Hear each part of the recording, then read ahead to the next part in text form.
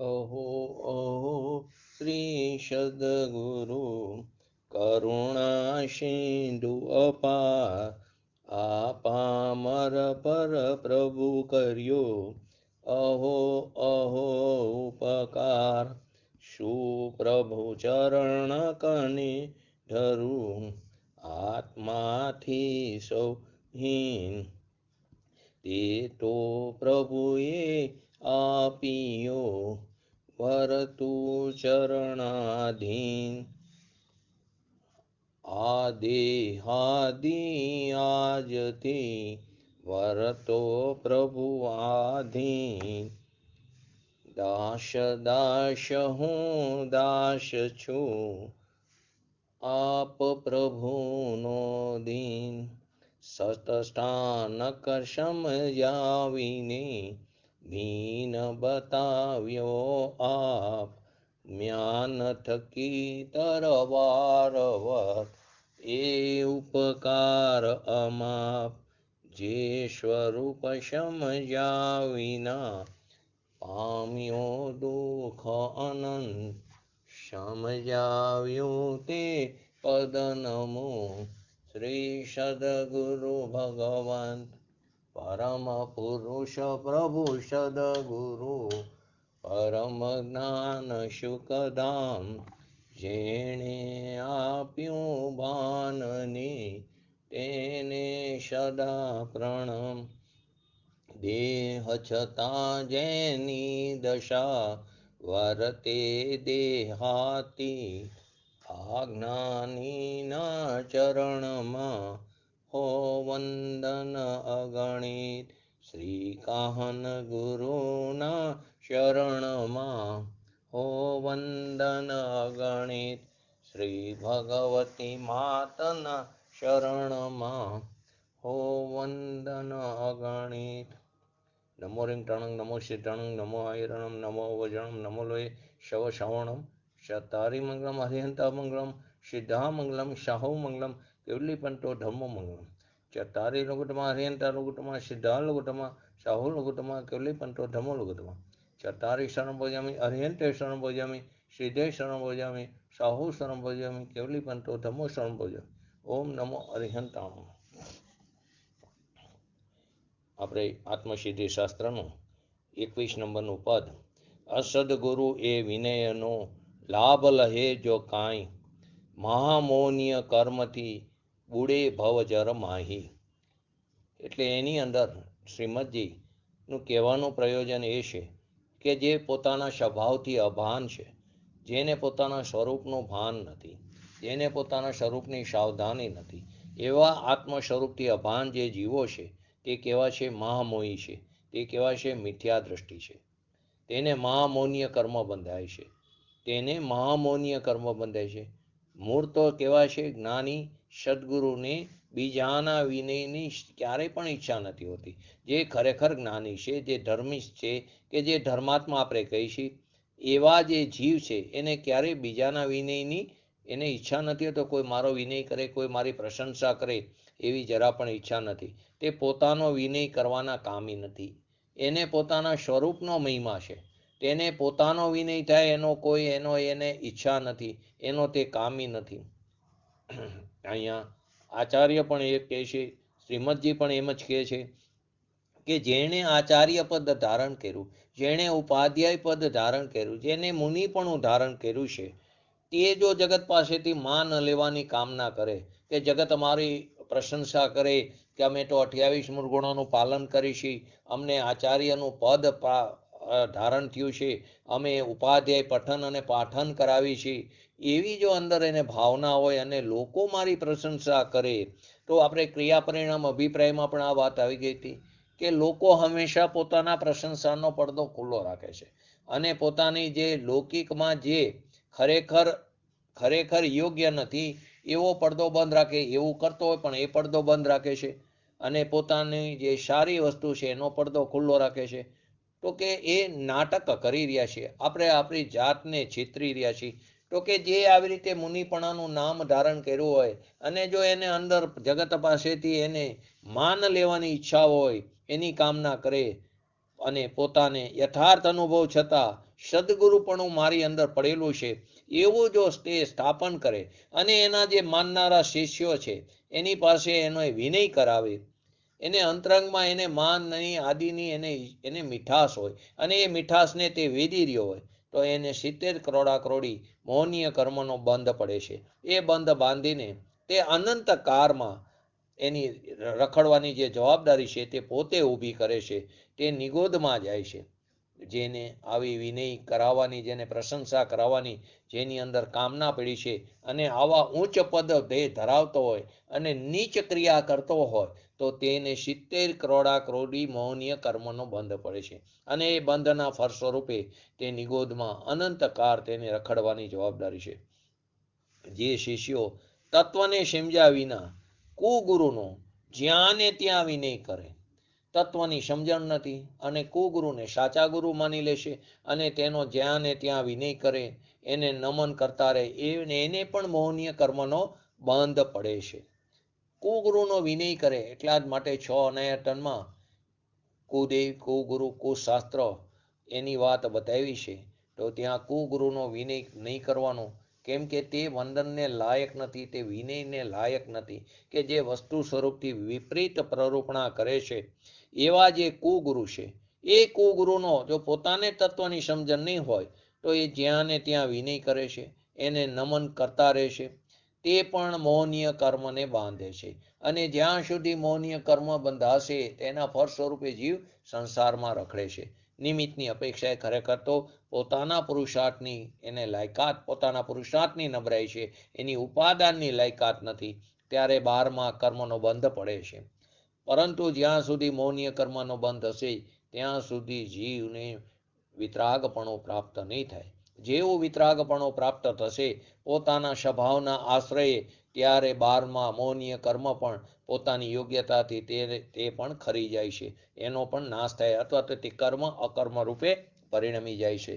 તો કે ઘણા કહે છે કે તે ભગવાનના ભક્ત છે, તે સાધુનું ચારિત્ર પણ પાલન કરે છે, તે આત્માર્થ, તે એ આકરા વ્રત તપ કરે છે, તે આત્માર્થ તે જીવ છે, એટલે કે આત્માર્થે પોતાના આત્માના અર્થે તે આકરા વ્રત તપ આદિ કરે છે, બધું યથાયોગ્ય આચરણ કરતો હોય, 28 મૂળગુણોનું પણ યથાયોગ્ય પાલન કરતો હોય, 5 સમિતિ, 5 મહાવ્રત, 3 ગુપ્તી આદિનું યથાયોગ્ય પાલન કરતો હોય અને અમે તો તેમના 12ના વેશને નમસ્કાર કરીશી, એ ધર્મની શોભા છે અને એના નિમિત્તે ધર્મ તીર્થ નભી રહ્યા છે, તેવા એને કારણે ધર્મ તીર્થ નભી રહ્યા છે. પરંતુ એ અજ્ઞાન છે અને અજ્ઞાનથી મોટું કોઈ મહાપાપ નથી. અજ્ઞાનતા એ જ મોટામાં મોટો દોષ છે.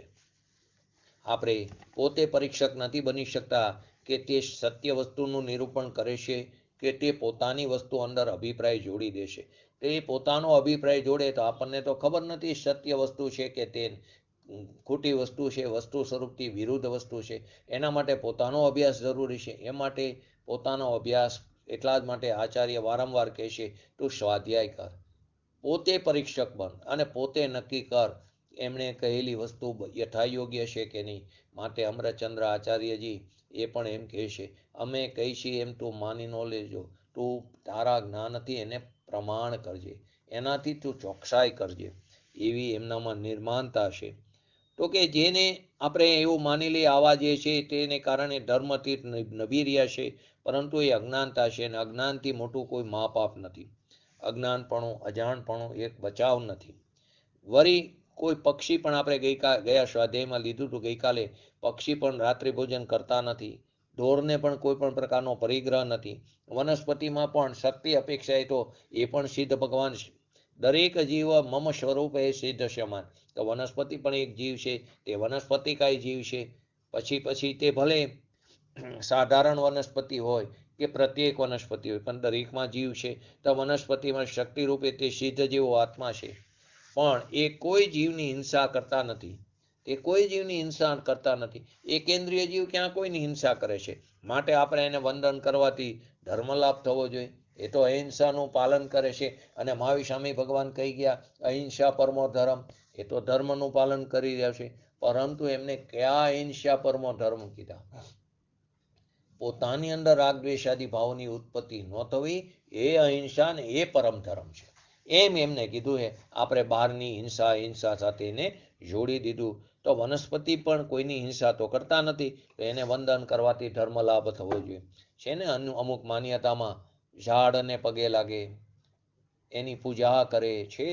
આવી બધી વિપરીત માન્યતાઓ પંચમકારમાં તમને ઢગલા જોવા મળશે. તો કે એનાથી ધર્મ લાભ થવો જોઈએ, પરંતુ એમ તો થતું નથી. તો બાહ્ય ચારિત્રનો વેશ એ જોઈને નમસ્કાર કરો તે અજ્ઞાનને પુષ્ટિ આપવા જેવું છે. બાહ્ય વેશ ઉપરથી નક્કી નહીં થાય, બાહ્ય ક્રિયા ઉપરથી ધર્માત્માનું મૂલ્યાંકન નહીં થઈ શકે. તો એને વંદન કરવાથી એને બાહ્ય વેશને જોઈને એને દેખીને નમસ્કાર કરો તે ખરેખર અજ્ઞાનને પુષ્ટિ આપવા જેવું છે. માટે કહીશી કે પ્રથમ આત્મ સ્વરૂપ શું છે, પોતાનો સ્વભાવ શું છે, એની અંદર શું પડેલું છે. આપણી અંદર કોઈ પણ પ્રકારની ખામી નથી. તો કે આપણે પહેલા આત્મ સ્વરૂપ શું છે, એનો વિરોધ જે આપણને છે ટાળીને એને પહેલા જાણવું જોઈએ. જાણીને તેની પ્રતીતિ કરીને સ્થિર થવાનું છે. તો તેને જાણવું જોઈએ. ઘણા બધા વેશધારી એમ માને છે કે અમે તો ત્યાગી છીએ, તમે તો આટલું પણ નથી કરતા, અમે તો કેટલી બધી વસ્તુનો ત્યાગ કર્યો. તો પહેલા તો વસ્તુ સ્વરૂપની જ ખબર નથી. આપણે ત્યાગ, ઉપાદાન, ગ્રહણ, શૂન્યત્વ નામની શક્તિ પડી છે આપણી અંદર. તો કેવી શક્તિના આપણે ધારક છીએ. આપણે કોઈ વસ્તુનો ત્યાગ પણ કરી શકતા નથી અને કોઈ વસ્તુનું ગ્રહણ પણ કરી શકતા નથી. ગ્રહણ કરી તો ત્યાગ કરવાની વાત આવે ને, તો આપણે ગ્રહણ પણ કરી શકતા નથી. તો કે ઘણા એમ કે અમે તો ત્યાગી છીએ, અમે તો આટલી બધી ક્રિયા કરી છીએ, અમે પરિગ્રહના ત્યાગી છીએ. પણ ખરેખર આત્મા શું કરે છે અને શું નથી કરતો એની એને ખબર નથી. શું કરી શકે ને શું નથી કરી શકતો એની ખબર નથી. આપણે શું કરી શકીએ? આપણે માત્ર કેવા છે, જ્ઞાતા દ્રષ્ટા છીએ, એનાથી અધિક કાંઈ જ નથી. અને શું નથી કરી શકતા? તો આપણે આપણી પર્યાયને પણ ફેરફાર કરી શકતા નથી. બીજા દ્રવ્યની પર્યાયની વાત તો ઘણી દૂર રહી, પણ આપણે આપણી પર્યાયમાં પણ આગળ પાછળ કંઈ કરી શકતા નથી. બસ જે કંઈ થઈ રહ્યો છે તેના આપણે કેવા છીએ, જ્ઞાતા દ્રષ્ટા છીએ. તો કે જેને ખબર જ નથી આત્મા શું કરી શકે, શું ન કરી શકે, જેને એની કાંઈ જ ખબર નથી, એ વંદનીય કેમ કહેવાય? માટે તો વારંવાર પૂજ્ય ગુરુદેવશ્રીના પ્રવચનમાં પણ ગુણસ્થાનની વાત આવે છે. ગુણસ્થાનની અંદર ખબર પડે. એ ગુણસ્થાન એ એક ભલે વિષય દ્રવ્યાનુયોગનો નથી, પણ એને સમજવો જરૂરી છે. કેમ કે નહીતર ભૂલ કરી છે આપણે. ગૃહિત મિથ્યાત્વમાં ચાલ્યા જાય છે. ક્યાં વંદન કરવા લાયક છે, કઈ ભૂમિકા અષ્ટદ્રવ્યથી પૂજનીય છે, આ બધું સમજવું જરૂરી છે. તો પ્રશ્ન એ છે કે અમે તો ગ્રહસ્થી, એના કરતાં તો એ દ્રવ્યલિંગી સાધુ તો સારા ને, જે બહારથી ચારિત્રનું પાલન કરે છે એ તો સારા ને, એમને વંદન થાય કે નહીં? આપણા કરતાં તો એ સારા છે. તો છેલ્લે આપણે ગઈકાલે એક્ઝામ્પલ લીધું હતું. ભલે તે દ્રવ્યલિંગી સાધુ હોય, એમનો ઉત્કૃષ્ટ ત્યાગ વૈરાગ્ય દેખાતો હોય, બહારમાં જૈન મુનિ, નામધારી જૈન મુનિ હોય, પરંતુ તેને બગડેલા દૂધ જેવું કીધું. કેમ કે ધર્માત્મા ગ્રસ્ત હોય તે તેના કરતાં અનંત ગણો સારો છે. કેમ કે આપણે કહેવત છે ગુજરાતીમાં, બગડેલું દૂધ છાશમાંથી પણ જાય, એમાંથી છાશ પણ બનતી નથી. તો આને બગડેલા દૂધ જેવા કીધા.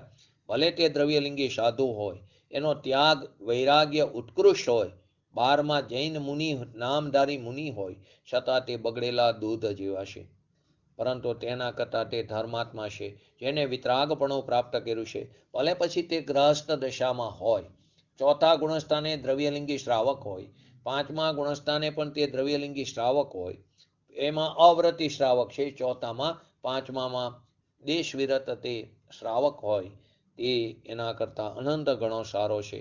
માટે તત્વનો અભ્યાસ કરો તો જેમ છે તેમ સમજાશે. માટે કહે છે કે તું સ્વાધ્યાય કર, વસ્તુ સ્વરૂપ જેમ છે તેમ સમજાશે. ખરેખર તો છ દ્રવ્યને જેમ છે તેમ જાણવા, એનું નામ જ એને જાણવા અને એને માનવા, એનું નામ જ દર્શન, જ્ઞાન અને ચારિત્ર. એની અંદર સ્થિર થવું પોતાના સ્વભાવમાં, એનું નામ જ નિશ્ચય રત્નત્રય છે. તો ખોટાનો આદર થતા પોતાના સ્વરૂપનો અનાદર થાય, સત્ય વસ્તુનો અનાદર થાય છે. માટે વિનય કરનારની પણ જવાબદારી છે. એ વિનય કરે છે તો ક્યાં વિનય કરવો જોઈએ? ક્યાંય કુગરુનો વિનય નહીં થઈ જાય. કુગરુનો જો વિનય થશે તો આપણને પણ મૌનીય કર્મનો બંધ પડે છે. તો આપણી પણ જવાબદારી છે, ક્યાં માથું ટેકવું જોઈએ, ક્યાં માથું ન ટેકવું જોઈએ, કોની પ્રશંસા કરવી જોઈએ, કોની પ્રશંસા ન કરવી જોઈએ, એ જવાબદારી વિનય કરનારની પણ બતાવેલી છે. આગળ આપણે 22 નંબરનું પદ, હોય મુમુક્ષ જીવતે સમજે એહ વિચાર, હોય મતાર્થી જીવતે અવરો લે નિર્ધાર. શું કીધું? જે મુમુક્ષ જીવ છે, હોય મુમુક્ષ જીવતે સમજે એહ વિચાર, હોય મતાર્થી જીવતે અવરો લે નિર્ધાર.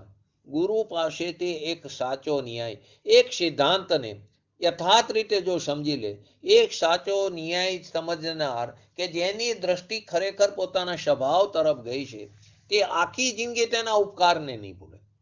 એક ગુરુ પાસેથી એક સાચો ન્યાય સમજનાર જે સુદ્રષ્ટિ જીવ છે, એ એની આખી જિંદગી એ ગુરુનો ઉપકાર નહીં ભૂલે.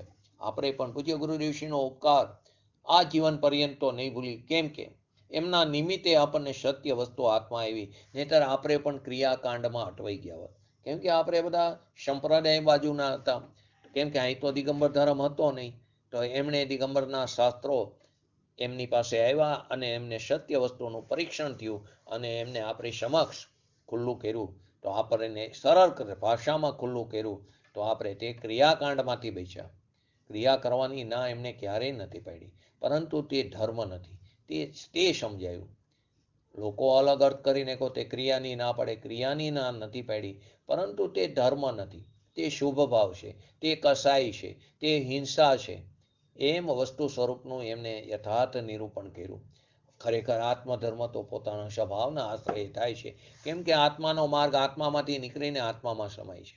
ક્યાંય બહાર ગોતવાનો જ નથી ને. અંદર પડ્યું છે એ બહાર આવવાનું છે, કૂવામાં પડ્યું એ અવાડામાં આવવાનું. જે અંદર છે એટલે કે પ્રાપ્યની પ્રાપ્તિ થાય છે. તો કે આખી જિંદગી આપણે એમનો ઉપકાર નહીં ભૂલી, જીવન પર્યંત આત્માની પવિત્ર દશાનો કામી, જે આત્માની પવિત્ર દશા જેને પ્રાપ્ત કરવી છે, એવો જે ઈચ્છુક જીવ છે, એવો જે મોક્ષાર્થી જીવ છે, એવો જે મુમુક્ષ છે, એવા સાચા સુખનો જે કામી છે, એ યથાર્થ વિવેકવંત હોય છે. એને વિવેક હોય જ, એને વિનય હોય જ, તે વિનયવંત હોય છે, તે વિવેકવંત હોય છે. એને ગુરુનો ઉપકાર તે ક્યારેય ભૂલતો નથી. તે યથાર્થ વિચારને સમજે છે એટલે કે અમલમાં મૂકે છે. એનું તે ચિંતન મનન મંથન કરે છે, એનું તે ઘોલન કરે છે પોતાના સ્વભાવના લક્ષ્ય. પરંતુ જે મતાર્થી જીવ હોય, બે પાત્રો છે, એક મોક્ષાર્થી જીવ અને એક મતાર્થી જીવ. પરંતુ જે મતાર્થી જીવ છે કે જે સ્વચ્છંદી છે, જે મતાગ્રહમાં પડેલો છે અનાદિકાળથી, જે મતાર્થી જીવ છે, એ એનો અવરો નિર્ધાર લે છે. એને આપણે અવરો અર્થ લઈ લીધો. જે મતાર્થી જીવ હોય કે આ તો વ્રત તપ ભક્તિની ના પાડે છે, આ તો ભગવાનની મારા ગણી, એને પણ અધર્મ કહે છે, તો એ અવરો નિર્ધાર લે છે. એમનું કહેવાનું પ્રયોજન નથી સમજતા. પોતે પણ મારા ગણતા હોય, એટલે કે પોતે પણ ભગવાનનું ધ્યાન ધરતા હોય, તે પણ સિમંદર ભગવાનના મંદિરમાં તે પણ ભક્તિ કરતા દેખાય, ને એક બાજુ એમ કે તે ભક્તિ કરવી તે રાગ છે, તે કસાય છે. તો હવે જે મતાર્થી જીવ છે તે તેનો અવરો નિર્ધાર કહે છે. એમ કે બોલે હે કંઈક ને ચાલે હે કંઈક, એમ નથી. એમને પોતાના સ્વરૂપમાં સ્થિર નથી રહી શકતા. તો ત્યારે એમને આવો સહચર શુભ ભાવ આવે છે, અને તેના બર એ જે વિનય વિવેક કરે છે, એનાથી પોતાનું પુરુષાર્થ, પોતાના વીર્યને તે પ્રબળ કરે છે, એને ઉછારે છે પોતાના સ્વરૂપમાં જવા માટે. પરંતુ આપણને તો એ દ્રષ્ટિ નથી. આપણે તેમની અંતરંગની વાતને સમજી ન શકતા, બાહ્ય ક્રિયાઓ પરથી મૂલ્યાંકન કરી બેસી છે. તો કે જે મતાર્થી જીવ હોય તે તેનો અવરો નિર્ધાર લે છે. અથવા તો કોઈ એવો જીવ હોય તો તે વિનય શિષ્ય આદિ પાસે કરાવે છે. કોઈ એવો જે ગુરુ હોય, કુગુરુ, તે પોતાનો વિનય શિષ્ય તેને માનનારા જીવો પાસે કરાવે છે. અસદગુરુને વિશે તે સદગુરુની ભ્રાંતિ રાખીને, જે ખરેખર અસદગુરુ છે, જે ખરેખર પોતાનું હિત કરનાર નથી, અહિત કરનાર છે, એવા અસદગુરુને વિશે સદગુરુની ભ્રાંતિ રાખે, એમનો ભ્રમ કરીને વિનય માર્ગનો અવરો નિર્ણય કરી લેશે. તે વિનય માર્ગનો અવરો નિર્ણય કરી લેશે.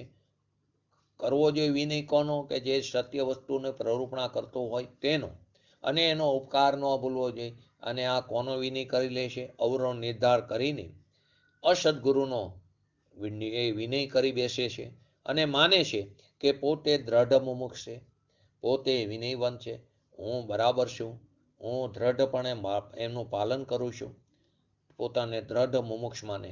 તમે જુઓ ઘણા એટલા કુર પરંપરામાં દ્રઢ રીતે માનતા હોય કે આટલા બધા લોકો આ વસ્તુ કરે છે તો કંઈ થોડું ખોટું હોય. આટલા બધા આપણા કરતાં પણ આવા સાધુ હોય એ જે આ વસ્તુ કરતા હોય એ થોડો ખોટો રસ્તો હોય. આવી દલીલો પણ આપણને સાંભળવા મળે છે. તો એ કેમ સાંભળવા મળે છે? કેમ કે આપણે પરીક્ષક નથી બનતા. એ અવરા રસ્તા ઉપર ચાલે છે, એ પહેલું ઘેટું છે. એ પડશે તો આપણને પણ લઈને પડે છે. તો આપણે તે એમના સમાજમાં જોડાવું નથી. આપણે તેનાથી ભિન્ન જે સત્ય વસ્તુ છે એને પોતાના જ્ઞાનથી ચકાસીને, પોતાના સ્વના લક્ષ્ય વિચારીને આપણે જે સત્ય વસ્તુ જે બતાવેલી છે, જે પથદર્શકે બતાવી છે, એનો ઉપકાર ન ભૂલીને, એનો વિનય ન ભૂલીને આપણે તે રસ્તે ચાલવું જોઈએ. તો પોતે દ્રઢ મુમુક્ષ છે, પોતે વિનયવંત છે, એમ અસદગુરુ પાસે જઈને અસદગુરુને દ્રઢ કરે છે. પાછો જાય છે કોને? કુગુરુ પાસે. અને કુગુરુ પાસે જઈને એ કુગુરુને દ્રઢ કરે છે. તો કેમ? તો કે એક તો એને જોઈતું હતું, આપણે બોલી છીએ ગુજરાતીમાં, દોડવું તો ને ઢાર મળ્યો. લેડીઝ રોતી હોય ને પિયરિયા મળે એના જેવી વાત થઈ. એક તો એ પોતાનો અવરો નિર્ધારવાની માન્યતા અને તે સદગુરુ પાસે જાય. એ પણ એવા જ એને માયે માયે પરસ્પર એવો ઉપદેશ આપે છે. આવે છે ને સમયસારમાં આગળ કે માયે માયે એક તો પોતાની અવરી માન્યતા અને તે ઉપદેશ દેવાવાળા કુગુરુ પણ એવા જ છે. તો અસદગુરુ પાસે જઈને તે અસદગુરુને દ્રઢ કરે છે અને નિજ માનાર્થે પોતાનો માન ટકાવી રાખવાનો, પોતાનો સંતોષ, પોતાનો પક્ષ મૂકે નહીં. મતાગ્રહી એટલે શું? પોતાનો પક્ષ મૂકે નહીં. તો પોતાના નિજના માનના અર્થે, પોતાના સંતોષ માટે, પોતાના જેવી ઊંધી શ્રદ્ધાવાળા, પોતાની જે ઊંધી શ્રદ્ધા છે, પોતે જે અવરો નિર્ધાર કરીને બેઠા છે, એવી જ ઊંધી શ્રદ્ધાવાળા અસદગુરુ પાસે જઈને બોલે છે કે તમે જ ધર્મ તીર્થને ટકાવી રાખો છો. તમારા કારણે આ ધર્મ ટકી રહ્યો છે, તમારા કારણે આ જૈન ધર્મ ટકી રહ્યો છે, ધર્મ તીર્થ નભી રહ્યો છે.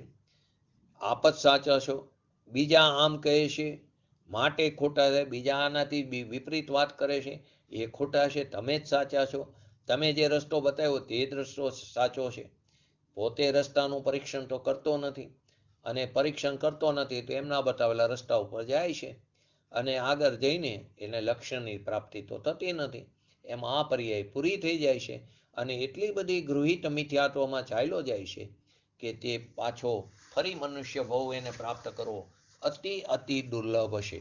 તો કે એમ તમે જ ધર્મ તીર્થને ટકાવી રહ્યા છો, આપ જ સાચા છો, બીજા આમ કહે છે. દરેક એમ કે ભાઈ તમને તમારો ધર્મ સાચો લાગે, અમને આ સાચું લાગે છે. આપણે ઘણાને સમજાવવા જઈએ ને, માટે જ ગુરુદેવ કહે છે સદગુરુ કરે સહજ કા ધંધા, વાદ વિવાદ કરે સો અંધા. જેને ખરેખર સત્ય વસ્તુ સમજવી છે એને તમે સમજાવવાનો પ્રયત્ન કરો. બાકી જ્યાં ને ત્યાં વાણી વિલાસ ન કરો. એ જીનવાણીનું અપમાન કરશે. એ સમજી નહીં શકે અને સમજી નહીં શકે તો તે જીનવાણીનો અનાદર કરશે. માટે જેને રુચિ છે, જેને ખરેખર સત્ય વસ્તુ શું છે એ જેને સમજવું છે એની સાથે ચર્ચા કરો. બાકી હવે ચર્ચા કરવાનો સમય ચાલ્યો ગયો છે. હવે ચર્યા કરવાનો સમય આવ્યો છે. ચર્ચા તો અનાદિકાળથી કરી રહ્યા છે.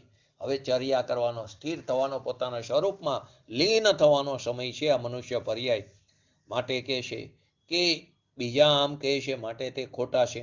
એમ અસતનો આદર કરીને, જે ખોટી વસ્તુ છે એનો આદર કરીને માહે માહે એકબીજા, એક તો અસદગુરુ છે જેની પણ શ્રદ્ધા ખોટી છે, પોતાની પણ ખોટી શ્રદ્ધા છે, તો માહે માહે પોતાના મિથ્યાત્વને, પોતાના સ્વચ્છંદને તે પોષે છે, દ્રઢ કરે છે.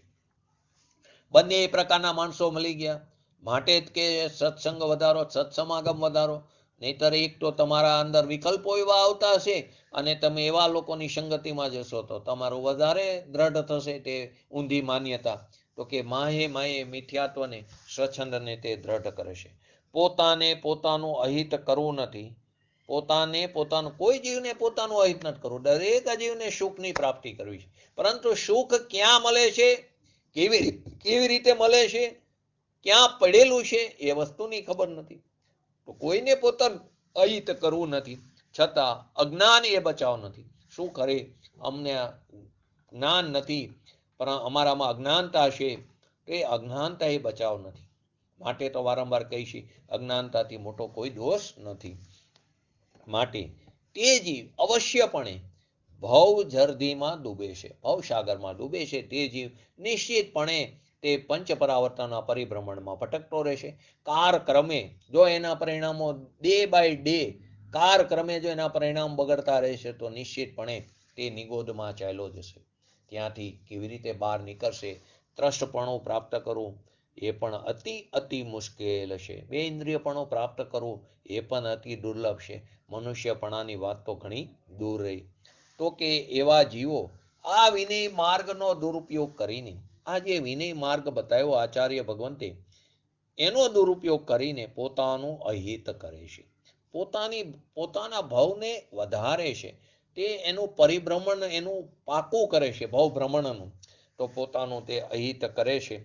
હિત અહિતનો જેને વિવેક છે, હિત અહિતનો જે વિવેક છે, એવા મુમુક્ષ જીવો, એવા મોક્ષાર્થી જીવો, એવા સ્વરૂપની પ્રાપ્તિના ઈચ્છુક જીવો જે છે, એ જ્યાં વિનય ઘટે ત્યાં વિનય કરે. જ્યાં વિનયની જરૂર છે ત્યાં વિનય કર્યા વગર નો રહે. જ્યાં જ્ઞાની પુરુષ છે એનો વિનય કર્યા વગર નો રહે. એને એમ લાગે કે આ વસ્તુ બરાબર નથી તો એનો વિનય પણ ન કરે. એનો અર્થ એવો નથી કે એનો અનાદર કરે ને એનો દ્વેષ કરે. તો કે જ્યાં વિનય ઘટે ત્યાં વિનય કરે છે, પણ કોઈ મિથ્યા દ્રષ્ટિનો વિનય ન કરે. ક્યારે કોઈ મિથ્યા દ્રષ્ટિનો તે વિનય ન કરે. કેમ કે આપણા નહીં સાચા નથી હોતા. આપણા અભિપ્રાયમાં આપણો અભિપ્રાય આપણી વાતની અંદર આવી જાય છે. નહીં તો સાચા કોને હોય છે? જ્ઞાનીને હોય છે. તો કે એનો જો અભિપ્રાયમાં ભૂલ હશે તો આપણે પણ ભૂલમાં દોરવી જશું. તો માટે કહે છે કે કોઈ પણ મિથ્યા દ્રષ્ટિનો તે વિનય ન કરે. જ્યાં ને ત્યાં માથું ન ટેકવે. એટલી અંદર એને દ્રઢ શ્રદ્ધા થઈ ગઈ કે મારું માથું વિતરાગ પ્રતિમા સિવાય ક્યાંય નહીં નમે. મારું માથું વિતરાગતા સિવાય ક્યાંય નહીં નમે. ભલે ગમે તે શાય, લોભથી, બીકથી, લાભથી, લોભથી, ડરથી ક્યાંય માથું નહીં ટેકવે. આપણે ઘણી વાર ઘણી બધી વોટ્સએપ પર મીડિયામાં ઘણી બધી આવે કે તમે આ વસ્તુ નહીં કરો તો તમને આ નુકસાન થશે. તો આટલું ક્રમબદ્ધ પર્યાયને, આટલું વિતરાગ ધર્મનું પૂજ્ય ગુરુદેવશ્રીના દ્વારા આપણને જ્યારે વસ્તુ સ્વરૂપની સચોટ માહિતી મળતી હોય તો હવે કોનાથી ડર? આપણે તો અજર અમર અવિનાશી છે. આપણું કોઈ હિત પણ નથી કરી શકતું, આપણું કોઈ અહિત પણ નથી કરી શકતું, આપણી કોઈ રક્ષા પણ નથી કરી શકતું, આપણો કોઈ નાશ પણ કરી શકતું નથી. બધું પોતાના અંદર જ છે. પોતાના સ્વના આશ્રય જ બધું થાય છે. તો આપણે નિર્ભય બની જવું જોઈએ. તો આપણને હવે કોઈ પણ પ્રકારનો ડર હોવો ન જોઈએ. તો કોઈ મિથ્યા દ્રષ્ટિનો તે વિનય ન કરે. એનો અર્થ એમ નથી કે તે બીજાનો અનાદર કરે. એનો અર્થ એવો નથી. બે જીવ હોય, એક જ્ઞાની જીવ હોય જે સત્ય વસ્તુનું નિરૂપણ કરે છે, તે જ સમયે કોઈ કુગુરુ હોય, તે જ સમયે કોઈ બીજો ગુરુ હોય કે જે વસ્તુ સ્વરૂપથી વિપરીત વાત કરી રહ્યો છે, તો એકનો વિનય કરે, એકનો વિનય ન કરે મિથ્યા દ્રષ્ટિનો, તો એનો અર્થ એવો નથી કે તે તેનો અનાદર કરે છે. કોઈ મુમુક્ષ જીવ રસ્તામાં ચાલ્યો જતો હોય, કોઈ મોક્ષાર્થી જીવ, મુમુક્ષ જીવ રસ્તામાં ચાલ્યો જતો હોય અને તેને ઉપકારી સુપાત્ર ધર્માત્મા મળે, એને ઉપકારી સુપાત્ર એવો ધર્માત્મા મળે, તેમનો એકનો જ વિનય કરે અને સાથે કોઈ બીજો સંસાર અર્થી હોય તો તેનો વિનય ન કરે. ઘણીવાર આપણને એવી ઘટનાઓ પણ ઘટે. કોઈ એવા પંડિતો આવી ગયા હોય જેના નિમિત્તે આપણને કોઈ સત્ય વસ્તુનો ખુલાસો થયો હોય, તો એ વખતે બીજા પણ સાથે હોય તો આપણે એકનો વિનય કરી, એકનો વિનય ન કરી. એનો અર્થ એવો નથી કે એના પ્રત્યે આપણને અનાદર છે, એના પ્રત્યે દ્વેષ છે, એવો અર્થ નથી. કે આ જે ધર્માત્મા છે તે ધર્માત્મા હોય કે નહોતો હોય એ પછીની વસ્તુ છે. એના અંતરંગના પરિણામને આપણે ચકાસી નથી શકવાના. પરંતુ એમણે કહેલી વાત સત્ય છે તો આપણને તેનો વિનય વિવેક આવે છે. તો એકનો વિનય આવે અને બીજો સંસાર અર્થી હોય તો એનો વિનય ન કરે, એમાં એનો અવિનય નથી. એનો વિનય ન કરે એનો અર્થ એમ નથી કે એનો તે અવિનય કર્યો. તો કે સતની રુચિ થઈ ત્યાં સતનો જ આદર થયો. જ્યાં સતની રુચિ થઈ ત્યાં સતનો જ આદર હોય. પોતાના વિશે બીજા આમ ધારશે તો, ઘણાને એવો ડર હોય છે, પોતાના વિશે આમ ધારશે તો. જ્યાં સતની રુચિ થઈ, જ્યાં એને ખબર પડી કે આ ગૃહિત મિથ્યાત્વ છે, તો ભલે ને લોકોને જે માનવું એ માને. હું શું કામ મારા ભવમાં અહિતપણું કરું? લોકોને જે ધારવું એ ધારે. હું એકલો આવ્યો છું, એકલો જવાનો છું. મારે તો મારા આત્માનું કલ્યાણ કરવું છે. પૂજ્ય ગુરુદેવશ્રીના 9300 પ્રવચન મારી પાસે ઉપલબ્ધ છે. મારે ક્યાં કોઈની જરૂર છે? હવે એમાં તો આ કોરોનાએ નવી વસ્તુ શીખવાડી દીધી, ઓનલાઈન. તમારે ક્યાં કોઈની જરૂર છે? આપણે આપણી રીતે સ્વાધ્યાય કરી શકીએ. જે કંઈ 4-5 મુમુક્ષ જે ખરેખર ઈચ્છુક છે એની સાથે આપણે સ્વાધ્યાય કરી શકીએ છીએ. તો હવે ક્યાં કોઈની જરૂર છે? પહેલાંય નહોતી. આપણે માનતા હતા કે આપણે જરૂર છે. કોઈની જરૂર નથી. બધી વસ્તુઓ આપણી પાસે સાધન રીતે ઉપલબ્ધ છે. તો આ કોરોના એક રીતે ઉપકારી બન્યો છે કે આપણને રસ્તો બતાવ્યો. એક બીજો પણ એનો ગેરફાયદો પણ છે. લોકો પ્રમાદમાં પણ એટલા આવી ગયા છે. તો દરેકે પોતે પોતાના વિશે વિચારવું જોઈએ. તો કે બીજા આમ ધારશે તો એવી શંકા તેને ક્યારેય ન હોય. એને એવી શંકા જ ન હોય. નિર્ભય બની ગયો, નિશંક થઈ જાય છે. જ્યાં લગી એને પૂર્ણ વિતરાગતા પ્રાપ્ત નથી, જ્યાં સુધી એને સ્વરૂપની અંદર સ્થિરતામાં એકાગ્રતા થઈ નથી, ત્યાં લગી ગુણવંત ધર્માત્માનું એને બહુમાન આવ્યા વગર રહેતું નથી. તે ગુણમાં એ ધર્માત્માનું બહુમાન કર્યા વગર ન રહે. જ્યાં સુધી એને પૂર્ણ વિતરાગતા, જ્યાં સુધી એને સ્વરૂપ સ્થિરતામાં એકાગ્રતા નથી થતી, ત્યાં સુધી એને આવો વિકલ્પ આવ્યા વગર રહેતો નથી. તે ધર્માત્માનું બહુમાન કર્યા વિના ન રહે. સમ્યક દ્રષ્ટિનું સાધન, સમ્યક દર્શનનું સાધન કોણ છે? ઈષ્ટ નિમિત્તરૂપ સદગુરુ છે. ઈષ્ટ નિમિત્તરૂપ કોણ છે? સાચા દેવગુરુ શાસ્ત્રનું શરણ છે. ઈષ્ટ નિમિત્ત રૂપે સદગુરુ સતદેવ સતશાસ્ત્રોનો તે વિનય કરે. જે સમ્યક દર્શનનું બહિરંગ સાધન છે. બહિરંગ સાધન છે સમ્યક દર્શનનું. ઈષ્ટ નિમિત્ત રૂપ છે તે સાચા દેવગુરુ શાસ્ત્રનો શરણ, તો તેનો વિનય કરે. કુદેવ, કુગુરુ અને કુશાસ્ત્રનો વિનય ન કરે એનો અર્થ એવો નથી કે તેના પ્રત્યે દ્વેષ છે. જે ગલત વસ્તુ હોય એને ગલત કે, એનો અર્થ એવો નથી કે તેના પ્રત્યે દ્વેષ છે. જે સત્ય વસ્તુ છે તેને સત્ય કે. તો કે જે ઈષ્ટ નિમિત્ત છે એના પ્રત્યે એને વિનય થાય છે. અને જે અનિષ્ટ છે તે કુદેવ, કુગુરુ અને કુશાસ્ત્રનો તે વિનય ન કરે, તો એનો અર્થ એવો નથી કે તેને દ્વેષ છે. હવે આગળ આપણે થોડાક એક્ઝામ્પલથી પણ જોઈ લઈએ. જો 3 જોડકા આપ્યા છે, એક કંજુસાઈ અને કરકસર.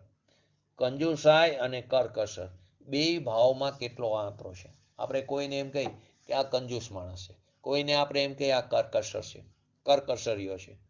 બે શબ્દ બોલાય લૌકિકમાં વારંવાર. ઘણા કેવા હોય? કરકસર વાળા હોય, ઘણા કેવા હોય? કંજૂસ હોય.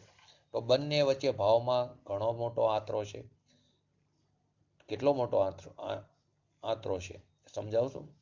કોઈને આપણે એમ કહીએ કે આ કંજૂસ છે, કોઈને આપણે એમ કહીએ આ કરકસર વાળો છે. તો બંને વચ્ચેના ભાવમાં બહુ જ મોટો ફરક છે.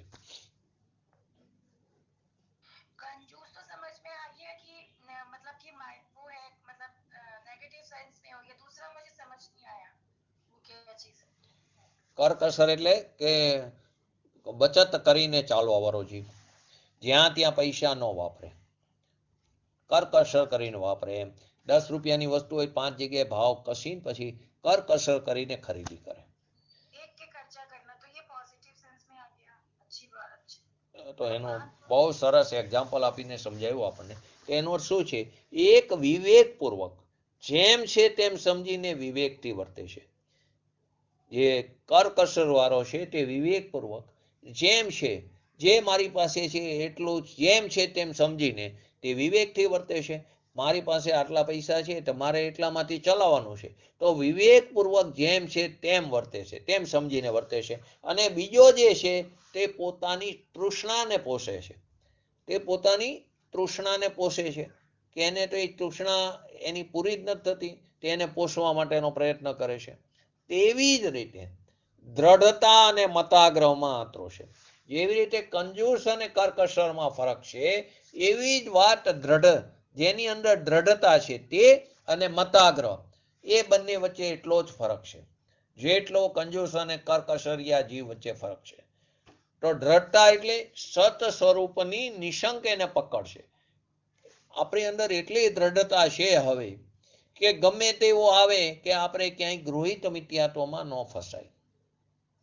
ગમે તેવો આવે તો આપણને આપણે જે કંઈ ક્રિયા કરી છે સ્વાધ્યાય આદિ, તેને ભલે અભિપ્રાયમાં પડ્યું છે કે આ શુભ ભાવ છે, તે ધર્મ નથી, ભલે આપણે સ્વના લક્ષ્ય ન જાય, પણ આટલું તો ગુરુના શિષ્ય છે તો આટલી તો આપણી પકડમાં આવી ગયું. આની આપણને દ્રઢતા છે. તે દ્રઢતા એટલે સત સ્વરૂપની નિશંક પકડ છે. અને મતાગ્રહ એટલે શું?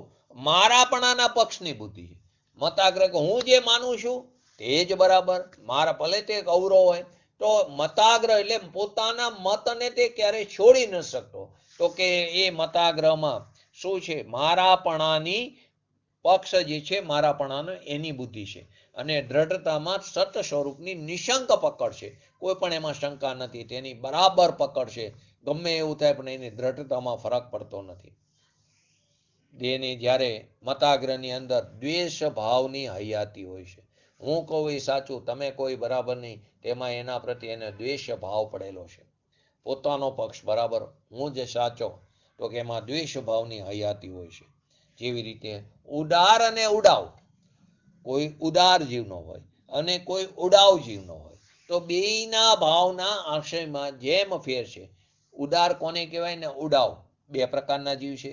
જેવી રીતે કંજૂસ અને કરકસરીયો જીવ, એટલે કે દ્રઢતાવાળો અને મતાગ્રહવાળો જીવ. એવી જ રીતે એક ઉદાર અને ઉડાવ, એ બેયના ભાવમાં એ બંનેના ભાવના આશયમાં જેમ ફરક હોય છે, એવી જ રીતે એક વિવેકી વિનયવંત, જે વિવેકી વિનયવંત છે એ, અને એક આંધ્રો વિનય કરનાર, આંધ્રો વિનય કરનાર, એ બંનેના ભાવમાં ફરક હશે.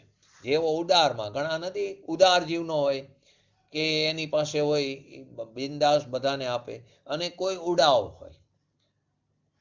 એ બંનેનો ફરક તો આપણે લૌકિકમાં ખબર છે. ઉદાર કોને કહેવાય ને ઉડાવ કોને કહેવાય. જે ઉદાર હોય એને આપણે ક્યારેય ઉડાવ નથી કહેતા, અને ઉડાવ હોય એને ક્યારેય ઉદાર નથી કહેતા. તો જેથી ભાઈ કોને ઉદાર કહેવાય છે, કોને ઉડાવ કહેવાશે?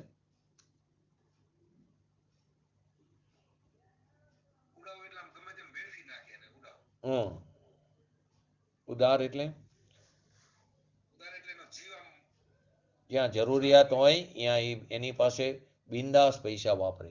જ્યાં જરૂરિયાત હોય ત્યાં બિનજરૂરી પૈસા ખર્ચ ન કરે. જ્યાં જરૂર હોય અહીંયા પૈસા, જેને જરૂર હોય જે જગ્યાએ અહીંયા એ પૈસા એ ખુલ્લા મને વાપરે. અને ઉડાવ એટલે તે જ્યાં ને ત્યાં પૈસા વાપરે, બિનજરૂરી વાપરે, તે ઉડાવ કહેવાય. તો ઉદાર અને ઉડાવ એ બેયના ભાવના આશયમાં જેમ ફેર છે, તેવો જ ફરક વિવેકવાળો વિનયવંતી અને બીજો આંધ્રો વિનય કરનાર, એ બંનેમાં ફેર છે. પકડમાં ફેર આપણે કહીએ છીએ. બિલાડી એના બચ્ચાને પકડે કે ઉંદરને પકડે, બંનેને પકડે છે, પણ બંનેની પકડમાં કેવો ફરક છે? એવો જ ફરક વિવેકી વિનયવંત અને જે આંધ્રો વિનય કરે એ બંને વચ્ચે ફરક છે. વેશધારી જૈન મુનિને પણ ધર્મ બુદ્ધિથી વંદન ન થાય. જો બહુ અગત્યની વાત કરી, બહુ જ આકરી પડે એવી વાત છે. વેશધારી જૈન મુનિને, જેને વેશ ધારણ કર્યો છે, એવા જૈન મુનિને પણ ધર્મ બુદ્ધિથી વંદન ન થાય. ધર્મ બુદ્ધિથી વંદન ન થાય. પણ ધારો કે કોઈ રાજા હોય, જે એ સમયમાં તો રાજા મહારાજા હતા, એમને ન છૂટકે. અત્યારે પ્રધાનો હોય કે કોઈ પણ એવી સત્તા ઉપર હોય, એમને ન છૂટકે, એમને પ્રસંગવશ એમને આવકાર આપવો પડે છે. એમ વ્યવહારના પણ અનેક પ્રકાર જાણવા યોગ્ય છે. તમારા ઘરે કોઈ એવો વેશધારી જૈન મુનિ આવી ગયા હોય, તો તમારે આવકાર આપવો પડે, પરંતુ એને ધર્મ બુદ્ધિથી વંદન ન કરાય. એ ગૃહિત મિથ્યાત્વનો દોષ લાગે છે. અને જ્યાં સુધી ગૃહિત મિથ્યાત્વ નહીં જાય, ત્યાં સુધી અગૃહિત નહીં જાય, અને અગૃહિત મિથ્યાત્વ નહીં જાય, ત્યાં સુધી વિતરાગ દશા પ્રાપ્ત નહીં થાય. જ્યાં સુધી વિતરાગ દશા પ્રાપ્ત નહીં થાય, ત્યાં સુધી મુનિ યોગ્ય ચારિત્રપણું નહીં પ્રાપ્ત થાય. જ્યાં યોગી મુનિ યોગ્ય ચારિત્રપણું પ્રાપ્ત નહીં થાય, ત્યાં સુધી કેવલ જ્ઞાન નહીં થાય. જ્યાં સુધી કેવલ જ્ઞાન, કેવલ દર્શન નહીં થાય, ત્યાં સુધી મુક્ત દશાની પ્રાપ્તિ નહીં થાય. તો કે વ્યવહારના પણ આવા અનેક પ્રકાર જાણવા યોગ્ય છે. લોકોત્તર ધર્મ જે છે, જે કેવરીએ બતાવ્યો છે, એ ધર્મને વિશે લોકાતર વિનય પણ હોવો જોઈએ. જેની અંદર પોતાનો પરમાર્થ સાધી શકાય છે, એ પોતાનો પરમાર્થ જેની અંદર સાધી શકાય એવો લોકોત્તર વિનય પણ જરૂરી છે. ધર્માત્માનો ઉપકાર પણ કરવો જરૂરી છે, કે જેની અંદર પોતાનો પરમાર્થ સધાય છે. તેમને આપણે વસ્તુ સ્વરૂપની યોગ્ય નિરૂપણ કર્યું અને આપણું હિત કર્યું, એમને રસ્તો બતાવ્યો. અકસાય ભાવની અનુકંપા, એટલે કે સ્વરૂપની જે જાળવણી છે, તે જ વિનય છે. પોતાના સ્વરૂપની સાવધાની, તે જ વિનય છે. એટલે અકસાય ભાવ જે પોતાનું સ્વરૂપ છે એની અનુકંપા એટલે કે એને અનુસરીને એટલે કે સ્વરૂપની જાળવણી છે તે જ વિનય છે. પંચાધ્યાયમાં 446 નંબરની ગાથામાં કીધું છે અકસાય ભાવ તે જ નિજ અનુકંપા છે. જે અકસાય ભાવ છે તે જ પોતાની નિજ અનુકંપા છે. માટે શ્રીમદજી બાહ્યના વ્યવહાર ઉપર લક્ષ નથી બહુ રાખ્યું. તેમની ઊંડી અપેક્ષા સાધારણ જીવને સામાન્ય જીવને કઠણ પડે તેમ છે. કેમ કે જ્ઞાનીના હૃદયને જ્ઞાની સમજી શકે અથવા તો સદગુરુના શરણે જવું પડે છે તે એના માર્મિક મર્મને તે સમજી શકે છે. તો કે શ્રીમદજીએ ક્યારેય બાહ્યના વ્યવહાર ઉપર લક્ષ નથી રાખ્યું. એમની ઊંડી અપેક્ષા સાધારણ જીવને સમજવી કઠણ પડે છે. જ્યાં લગી પ્રમત ભાવ છે, છઠ્ઠું ગુણસ્થાન પ્રમત ગુણસ્થાન છે, જ્યાં લગી પ્રમત ભાવ છે 1 થી 6 ગુણસ્થાન તે પ્રમત ના કહેવાય. 7 થી ઉપર બધા અપ્રમત. તો કે જ્યાં લગી પ્રમત ભાવ છે એટલે કે છઠ્ઠું ગુણસ્થાન છે ત્યાં લગી વંદ્ય વંદક ભાવનો વિકલ્પ પણ આવે છે. ત્યાં સુધી આહાર આદિ પણ હોય છે. છઠ્ઠા ગુણસ્થાન સુધી વંદ્ય વંદક ભાવનો વિકલ્પ પણ આવે. ત્યાં સુધી આહારનો પણ વિકલ્પ આવે છે. ત્યાં સુધી ઉપદેશનો પણ વિકલ્પ આવે છે. ઉપદેશ દેવાની કરુણા પણ થાય છે. ત્યાં સુધી શાસ્ત્ર લખવાનો પણ વિકલ્પ આવે છે. ત્યાં સુધી બાર ભાવનાનું ચિંતન કરવાનો પણ વિકલ્પ આવે છે. ક્યાં સુધી કે જ્યાં લગી પ્રમત ભાવ છે ત્યાં સુધી આહારક શરીર પણ એ કોઈ ભાવલિંગી મુનિરાજને હોય તો મસ્તકમાંથી નીકળીને ભગવાનના સમોશરણમાં જઈને અપ્રયોજનભૂત તત્વની શંકાનું સમાધાન પણ તે કરે છે. તો કે ત્યાં લગી છઠ્ઠા ગુણસ્થાન સુધી આ બધી વસ્તુઓ બને છે. આ બધા પ્રકારના વિકલ્પ આવે છે. ત્યાં લગી વંદ્ય વંદક ભાવનો વિકલ્પ આવે, આહાર આદિનો વિકલ્પ આવે છે. 7મી ઉપર 7મા ગુણસ્થાનથી ઉપલી ભૂમિકામાં એટલે કે 13મી ભૂમિકા સુધી કોઈ શાસ્ત્ર એમ કહેતું હોય, કોઈ ગુરુ એમ કહેતું હોય, કોઈ જગ્યાએ એવું નિરૂપણ થયું હોય કે જે વંદ્ય વંદક ભાવ હોય 7મા ગુણસ્થાનથી 13મા ગુણસ્થાન સુધીમાં કોઈ એમ કે ત્યાં વંદ્ય વંદક ભાવ હોય તો તે તદ્દન ન્યાય વિરુદ્ધ છે. તે વસ્તુ સ્વરૂપથી વિપરીત છે. ક્યારે પણ કેવરીને પણ વંદ્ય વંદક ભાવ ન હોય. 7મા ગુણસ્થાનથી જ છે નહીં વંદ્ય વંદક ભાવ. તો 7મીથી ઉપલી ભૂમિકા એટલે કે 13મું ગુણસ્થાન ત્યાં સુધી કોઈ એમ કે વંદ્ય વંદક ભાવ તો તે તદ્દન વસ્તુ સ્વરૂપથી વિપરીત હશે, ન્યાય વિરુદ્ધ છે. તે વાત યથાર્થ જ નથી. 13મી ભૂમિકામાં 13મા ગુણસ્થાનમાં તીર્થંકર ભગવાન તથા કેટલાક સામાન્ય કેવરી ભગવાન અરાગી હોવા છતાં તેમને ઉપદેશ તથા વિહાર હોય છે. તીર્થંકર ભગવાનને એમને ઉપદેશ પણ હોય છે, ત્યાં વિહાર પણ હોય છે. હાર નથી. અમુક જૈન મતમાં ત્યાં આહાર માને છે. એમનો આહાર રેવતી લેવા જાય, એમને ડાયરિયા થઈ જાય, એમની ટીકડી અંદર આપે. આ બધી તીર્થંકરોનો અવર્ણવાદ છે. તમે રત્નાકર શ્રાવકાચારમાં બહુ જ ખુલાસાથી આ બધી વાતનું ખંડન કર્યું છે. તો કે તીર્થંકર ભગવાન તેમને વિહાર હોય છે. તેમને ઉપદેશની ભલે તે સ્વયં નીકળે છે વાણી, તેમનો ઉપયોગ ત્યાં નથી, તે સ્વયં વાણી ખરે છે. તો કેવરી ભગવાન અરાગી હોવા છતાં એમને ઉપદેશ હોય છે, તેમને વિહાર હોય છે. તો કે એ વાત ત્યાં બતાવી છે. તો આત્મસિદ્ધિ શાસ્ત્રની અંદર 23 ગાથા સુધી ભૂમિકા બાંધી છે. આ 23 ગાથા તે ભૂમિકા છે. એની અંદર સ્વચ્છંદ, મતાગ્રહી, શુષ્ક જ્ઞાની, ક્રિયાકાંડી વગેરે મતનો ત્યાગ, સ્વચ્છંદપણાનો ત્યાગ, મતાગ્રહનો ત્યાગ, ક્રિયાકાંડનો ત્યાગ, શુષ્ક જ્ઞાની વગેરે મતનો ત્યાગ, સદગુરુની ઓળખાણ કરાવી, એનું સદગુરુની ઓળખાણ અનેક ન્યાયથી કરાવી, અને સદગુરુનો વિનય, ગુણીનું બહુમાન કોણ કરી શકે તે વાતનો પણ ખુલાસો. પહેલા 23 પદની અંદર આ બધી વાત આવી ગઈ, એની ભૂમિકા બાંધી. કોઈ પણ શાસ્ત્રમાં પહેલા ભૂમિકા બંધાય છે. તો એમાં અહીં ભૂમિકામાં સ્વચ્છંદપણું, મતાગ્રહ, શુષ્ક જ્ઞાની, ક્રિયાકાંડી આદિ જે બધા મત છે તે મતનો ત્યાગ કરાયો. સદગુરુ કોણ કહેવાય એની ઓળખાણ કરાવી, અનેક પ્રકારના ન્યાયથી તેને સિદ્ધ કર્યું. અને સદગુરુનો વિનય, ગુણીનું બહુમાન કોણ કરી શકે તે વાત પણ અત્યારે ચાલી રહી છે. તો સદગુરુ કોને કહેવાય?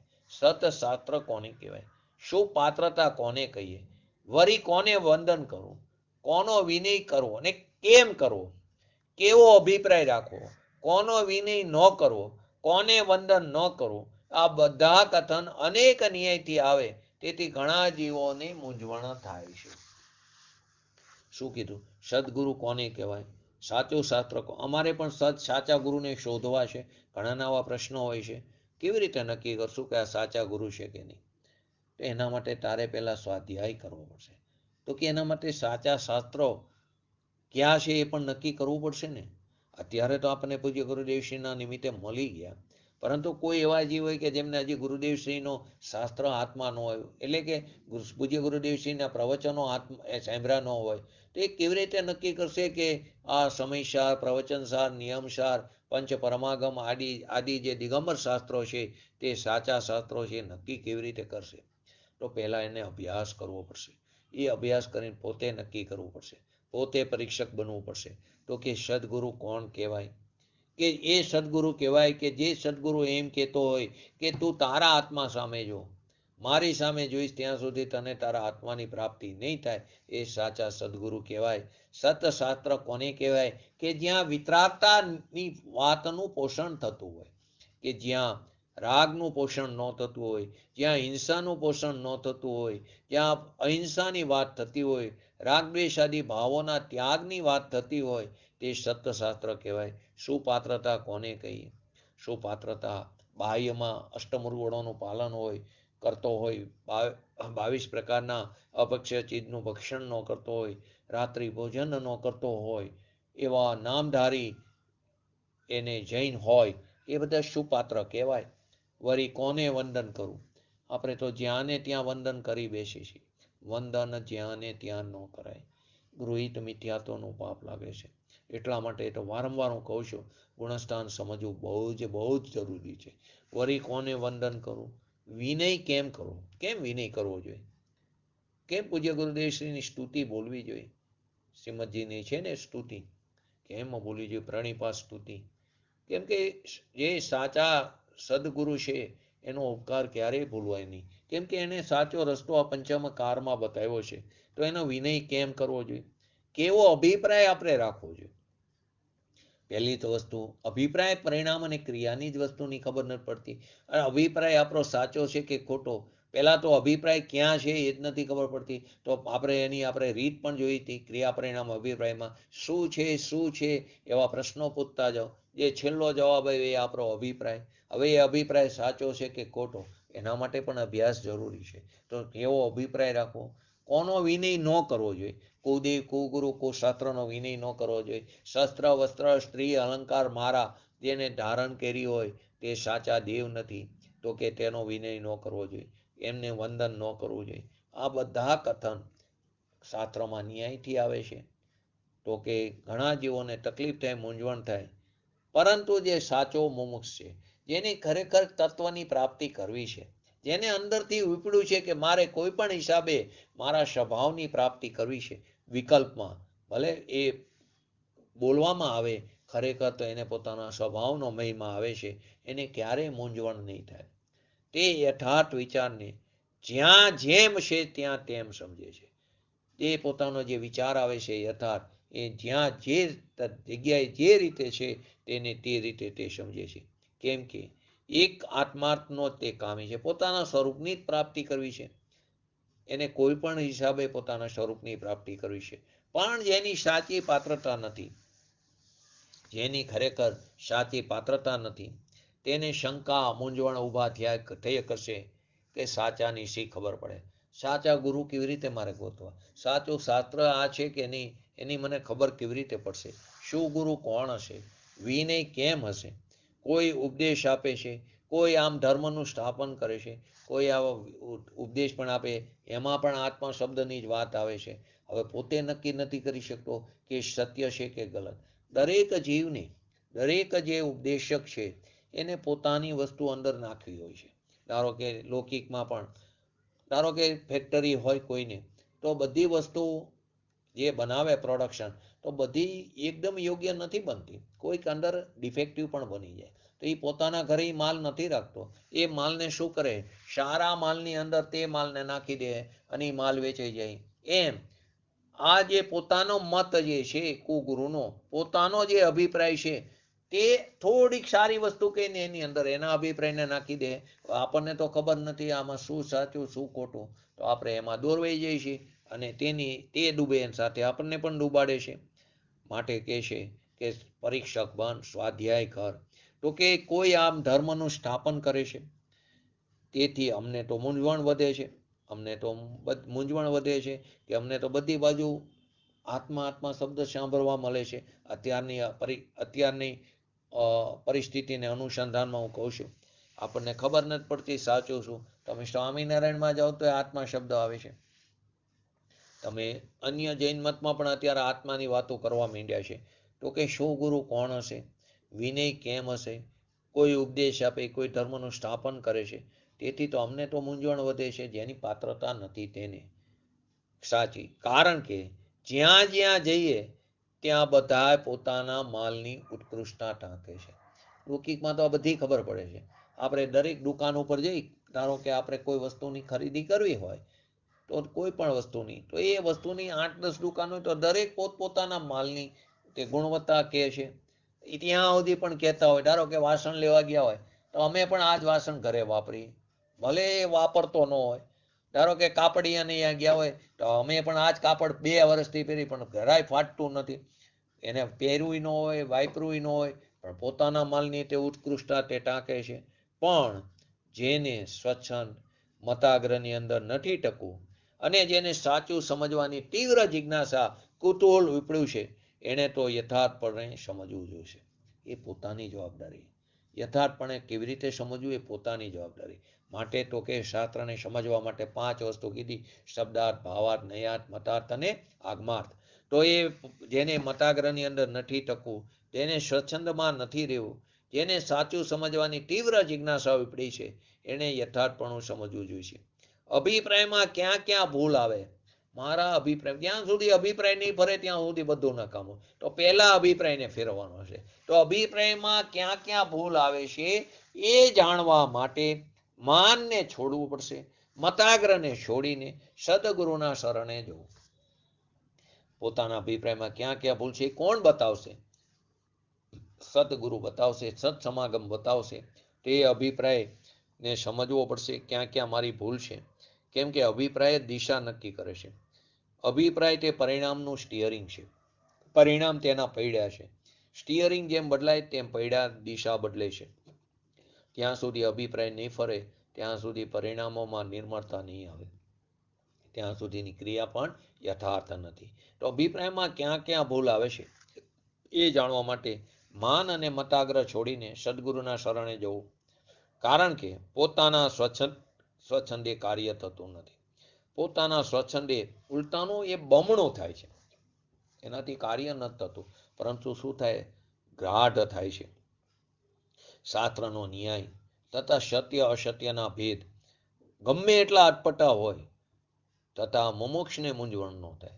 શાસ્ત્રનો ન્યાય ગમે એટલો અટપટો ન હોય, પરંતુ જેને સાચા વસ્તુ સ્વરૂપની જિજ્ઞાસા ઉપડી છે ને, તે એન કેન પ્રકારે તેને સમજશે. પોતાથી નહીં સમજાય તો સત્સમાગમ દ્વારા સમજી લેશે, પરંતુ તે સમજે છૂટકો. આપણે ધંધામાં પણ આપણે કોઈ ધંધો ન ચાલે તો આપણે એને એકવાર નક્કી કરી લીધું મારે કોઈ પણ હિસાબે આમાં આગળ વધવું છે, તો આપણે એમાં કેટલા ડીપ જઈએ છીએ, અહીંયા બધું કરી છીએ, ધર્મમાં નથી કરતા. બસ અહીંયા જ ભૂલ કરી રહ્યા છીએ. તો કે શાસ્ત્ર ન્યાય ન સમજાય, 2 વાર વાંચો, 3 વાર વાંચો. પૂજ્ય ગુરુદેવશ્રીના પ્રવચન ન સમજાય, 2 વાર સાંભળો, 3જી વાર સાંભળો, 100% સમજાશે. કેમ કે આપણી જ વસ્તુ અંદર તે બતાવી રહ્યા છે. આપણને આપણી વસ્તુ ન સમજાય એવું બને જ નહીં. તો કે શાસ્ત્ર ન્યાય તથા સત્ય અસત્યના ભેદ જે છે, ગમે એટલા અટપટા કઠિન હોય છતાં જે સાચો મોક્ષાર્થી જે ઈચ્છુક છે પોતાના સ્વરૂપને, એને ક્યારેય મૂંઝવણ ન થાય. કેમ? તો કે સાચા સુખનો કામી છે. તેને આગળ જે રીતે બતાવ્યો આપણે વિનય આદિનો તે યથાર્થ વિચાર કરે છે અને પ્રમાણિકપણે જેમ છે તેમ સમજે છે. પોતાની પાત્રતા જ્ઞાનના વિવેક વડે તૈયાર કરે. સાચી પાત્રતા પોતાના જ્ઞાનથી નહીં, જ્ઞાનનો વિવેક કરીને તૈયાર કરે છે પોતાની પાત્રતા.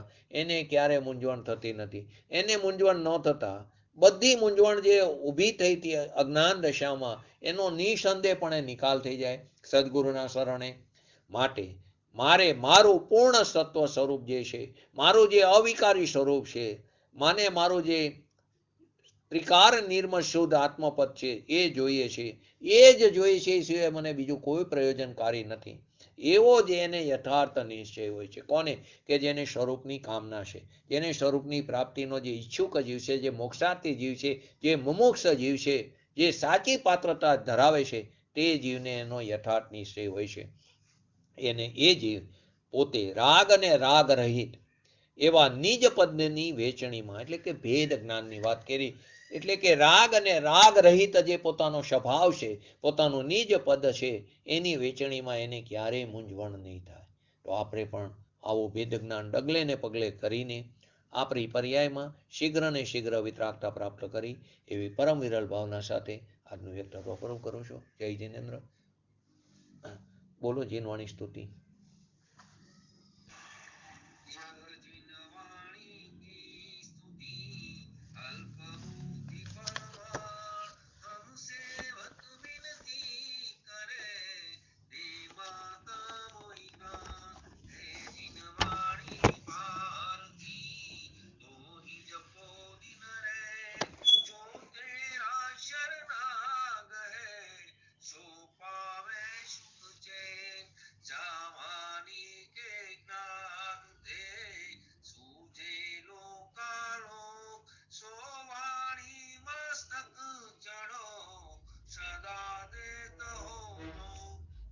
નમો રેંગટાણંગ નમો સિદ્ધાણંગ નમો ઐરણમ નમો અવજાણમ નમો લોહી શવ શ્રવણમ ચતારી મંગલમ અરિહંતા મંગલમ સિદ્ધા મંગલમ શાહુ મંગલમ કેવલી પંતો ધમો મંગલમ ચતારી લોકોટમાં અરિહંતા લોકોટમાં સિદ્ધા લોકોટમાં શાહુ લોકોટમાં કેવલી પંતો ધમો લોકોટમાં ચતારી શરણ ભોજામી અરિહંત શરણ ભોજામી સિદ્ધે શરણ ભોજામી શાહુ શરણ ભોજામી કેવલી પંતો ધમો શરણ ભોજામી. બોલીએ શ્રી પંચ પરમેષ્ઠી ભગવંતોનો જય હો. બોલીએ શ્રી જીનવાણી માતનો જય હો. બોલીએ શ્રી પરમ પૂજ્ય પરમોપકારી સદગુરુ દેવનો જય હો. બોલીએ શ્રી પ્રશ્નમૂર્તિ ભગવતી માતનો જય હો. બોલીએ શ્રી સનાતન જૈન દિગંબર ધર્મનો જય હો.